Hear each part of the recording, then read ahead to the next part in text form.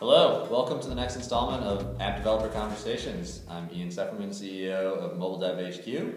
I have Roby Ganguly of Appstore and Ryan Morell of PlacePlay with me. Welcome, guys.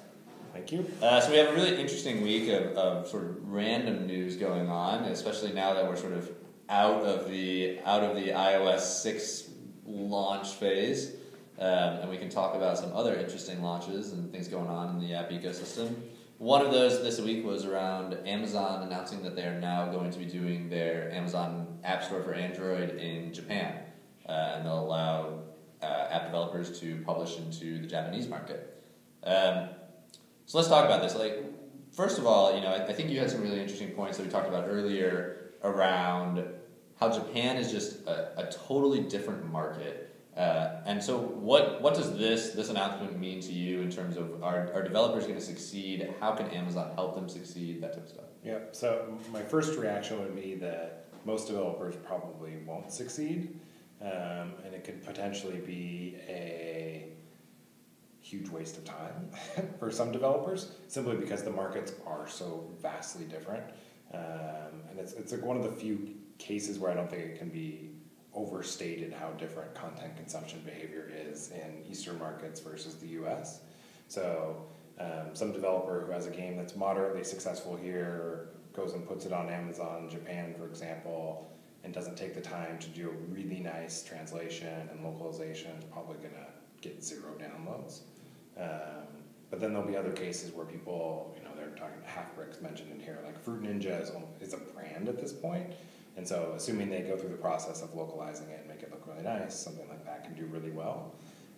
So if I were a developer, I'd be really honest with myself about whether or not I had the ability and time to do a nice localized version. So that means translating it, making sure all the menu screens work correctly. Because if you don't, it's probably not going to be a good use of time. Right. And so you think about that in terms of the small versus the large developers. It actually feels like this weighs more heavily into the large developers and publishers' hands.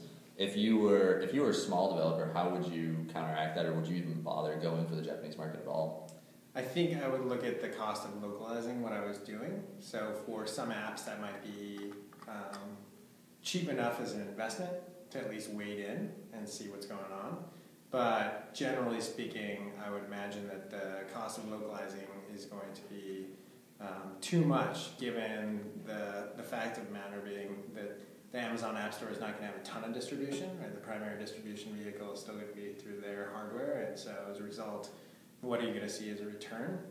But that's all for developers that are here in the US thinking about that, or maybe even other countries. But if you're a developer in Japan, you're probably a lot more excited about this. Yeah.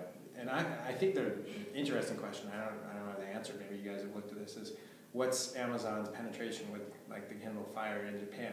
That would make me want to be excited if it was really meaningful. I know that Amazon's had a significant presence over there over the years, but if they don't have a great installed base, then none of the math really looks that interesting, does it? Yeah, I mean that's a really good point. I think I don't know the numbers on Amazon on the Kindle Fire in Japan, but it also brings up the point of do you think that this is trying to get developers excited for a potential phone coming out and that phone being a worldwide launch? Yeah, I would say so. So it's kind of going. So it's been almost 2 years, is that right, since Amazon launched the App Store? Yeah, probably pretty close. I think so. And at the beginning, there was nobody there, right? And they've slowly kind of built this up over time. Now we see that people really like the payments, developers make money, so they've gone the route of, hey, we're going to take the long game approach to getting app developers, but they still have challenge with distribution to actual consumers. And we're seeing them start to solve that with Kindle Fire HD, etc. But in order to truly get like mass distribution, they have to do a phone. And what better way to enter the market with hardware than with an already vibrant ecosystem with tons of apps? Makes tons of sense to me. Right. Yeah, it's really interesting to me too. I think one thing that strikes me as great is that in all of these ecosystems there has been at least somewhat of a land grab. And when you think about the Amazon ecosystem, it's still relatively early given that they don't have massive distribution. And so if you are a developer, like thinking seriously about Amazon makes a lot of sense to me just from in the future you could have a great opportunity to be early in that land grab, right? Yeah. I would almost say that this kind of dovetails into a secondary point. Does Nokia become an acquisition, like a viable, serious acquisition target for Amazon? It's clear that business is in giant, huge, massive amounts of trouble, and Amazon has cash, distribution, content that kind of have all the things they need. It's crazy, although I would argue they probably don't have a lot of cash. Yeah, maybe not, but they at least have stock. Yeah, right, exactly. And Nokia shareholders would probably do anything to get some of their money back at this point. Yeah, true. Anything else to add there? I mean, I would be curious about, so we've got these people in this announcement coming out, typical press release saying, oh, great things, great things, great things. You know, to what extent are those people saying great things about what's happening today versus what's being whispered to them? You know, what is Amazon saying to them in terms of here's our strategy, here's what's going on? Because we know that they're monetizing well, but again, this number of devices and people who have the Appstore on their Android devices, like what's that look like today? I've got to imagine Amazon's out there doing a lot more than this, which is why people are standing up and saying great things about them, is that they're telling them a little bit more about the roadmap, and that's getting them excited, which makes me in turn say, pay attention to Amazon over the next 6 to 12 months in a meaningful way. All right, so quick poll. Put yourself in the position of an app developer. How excited are you knowing absolutely nothing for iOS 7?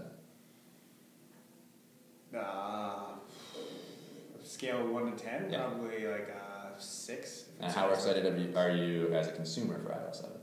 Don't care. And how about you, both of those? I have no idea. Given you know nothing. The same. Probably the same. And now do the exact same thing for an Amazon phone, an imaginary Amazon phone. It's because I think as a consumer I'm probably like a 7. I just want to see what they come out with. I don't think I would care. Interesting. And mostly because I think we should be careful about getting too excited about Amazon's ability to deliver on hardware and software, because they are a company that wants to sell you stuff, right? That's it. Yeah. So, I mean, I've never played, I clearly haven't played with the new devices, but from everything I've read, they're good, but they're clearly geared towards getting you to buy stuff.